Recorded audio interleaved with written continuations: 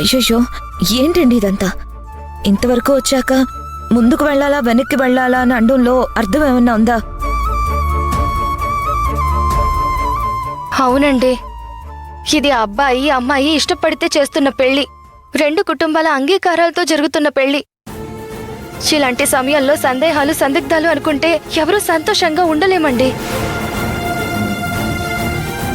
కానీ చూడండి, మనకి మన కూతురు సంతోషంగా ఉండడం కావాలి. దానికోసమే ఇంత చేశాం, దానికోసమే ఇంత దూరం వచ్చాం. ఇంత దూరం వచ్చాక వెనకడుగు వేయడం నాకు ఇష్టం లేదు. దయచేసి దాని మొహం చూసి ఒక్కసారి ఆలోచించండి.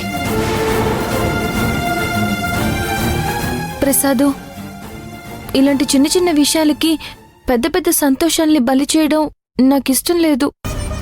దయచేసి దీన్ని మామూలుగా తీసుకోండి. ఇక్కడి నుండి వెనకడుగు వేసే ఆలోచన మర్చిపోండి.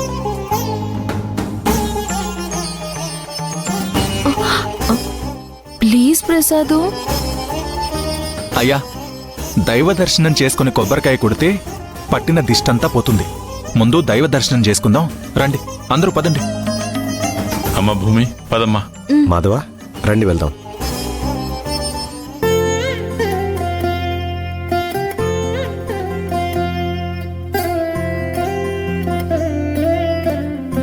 చెప్పండి అమ్మా. పూజారి గారు, మా తమ్ముళ్ళు రాఘవకి మాధవ్కి ఈ రోజు నిశ్చితార్థాలు చేయబోతున్నాం. వాళ్ళ పేర్ల మీద, వాళ్ళు పెళ్లి చేసుకోబోయే అమ్మాయిల పేర్ల మీద అర్చన జరిపించండి. మీ రాశి నక్షత్రం చెప్పండి నాయనా. మిథున రాశి, ఆరుద్ర నక్షత్రం. అమ్మా, మీ రాశి నక్షత్రం కూడా చెప్పండి. ధనురాశి, జ్యేష్ఠ నక్షత్రం.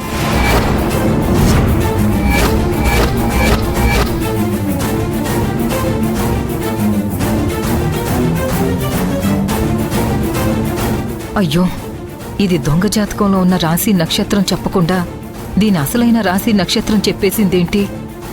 అలేఖ్య, నీ రాసేంటి? ధనురాశి. నీ జాతకంలో ఉన్నది తప్ప, లేకపోతే ఇప్పుడు నువ్వు చెప్తున్నది తప్ప?